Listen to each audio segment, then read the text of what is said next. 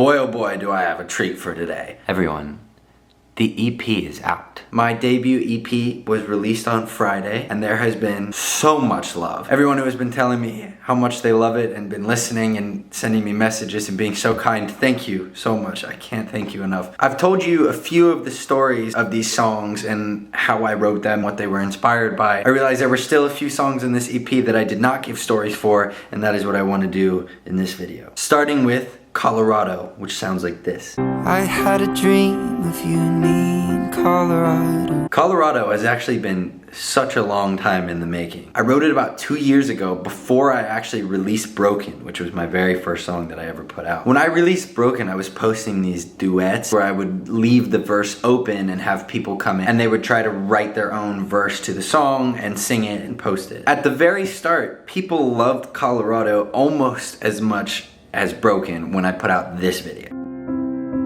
I had a dream of you and me in Colorado. From that point on until the day that I released it, I was getting comments and messages saying, "Where's Colorado? Please release Colorado." Literally on every video I was getting it for 2 years. In closing this chapter of my career and my life with this EP, it felt like the right thing to do to give that song back, which was a part of a time that was so formative for me as a musician and as an artist. When I posted that video the first time, the song wasn't even close to being fully written. The same situation as Broken, where I had just written 1 minute to see what people thought. I don't do that anymore, but that's what I did at the beginning when TikTok was like this big, make or break thing. Now TikTok and social media in general is a tough world because it's easy to feel like people don't want to listen if they don't respond intensely to the 1 minute that you post, or 30 seconds, 15 seconds. Separate topic, but I could talk about that forever. That being said, I finished the song about a month-ish later writing, and then I just let it sit. I didn't do anything with it because I put Broken out and had to just kind of work off of the momentum of Broken. All of a sudden I was going to LA, I was doing sessions, I was writing more music, all this stuff, my life changed like that. But Colorado was still there and people were still asking for it. So about 4-ish months or so ago, I decided to bring it back and include it on this final project of the year and of this chapter of my career. It was one of those moments where it was really full circle for it to go from just this 30-second video to something that sounded so incredible and so developed. I think to hear that original video and how the song came out is a testament to how hard I've worked on my voice and on my writing and on my musical style. It feels really good. But that's just a story of how the song came about. I need to tell you why I actually wrote that song. Colorado is one of those songs that the story is pretty much the song. When I was a freshman in college, freshman or sophomore, I'm not sure which one, there was this girl in my economics class. Yeah, I took an economics class.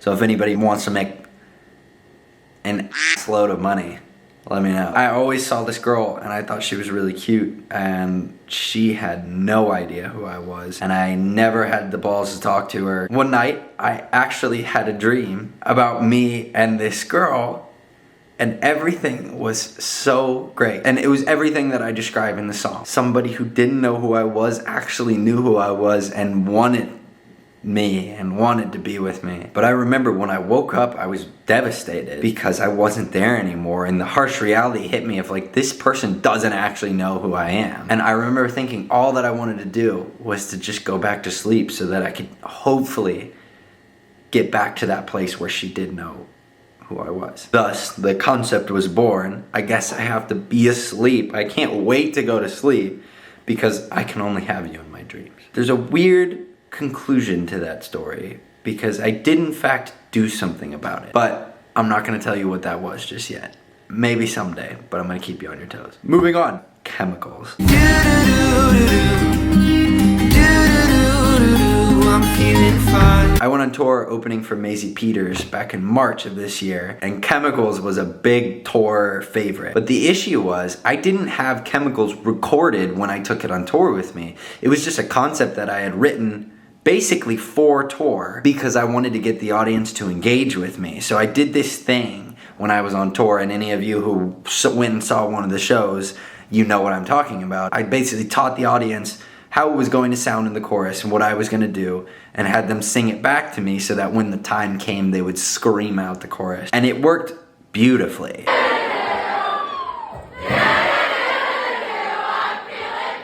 But the issue was, I had written that song to be performed live, and I didn't have a recording of it. After Taurus, so many people wanted me to release that song, but I had to be very careful in how I did it because I wanted to preserve the spirit of that live performance element while also making it a song that people would want to listen to just in their daily lives. So when I recorded it, I kept it as close to the live version as possible, and even kept in the part where I let the audience sing out the whole thing. So there's one moment in the song towards the end where all of the music cuts out and it's just the vocals just screaming. I'm feeling fine. And that was the moment in the concert that I would let the audience sing it back to me. For the story behind Chemicals, I studied psychology in college. Believe it or not, Big Jojo went to college, and I actually have a degree. But the one thing I concluded from studying psychology is that we don't know and a lot of people study emotion academically in terms of neurochemistry. Our emotions are just chemicals. And if you look at it scientifically, that really is what it is.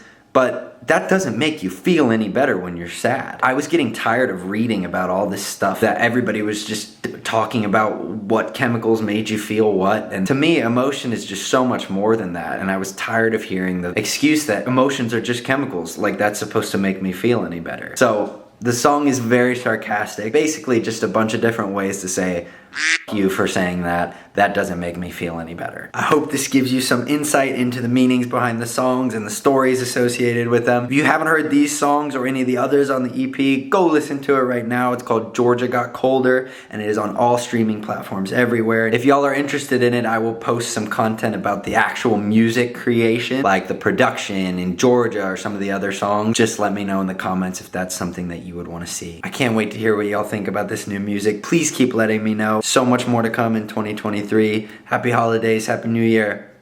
I love you all.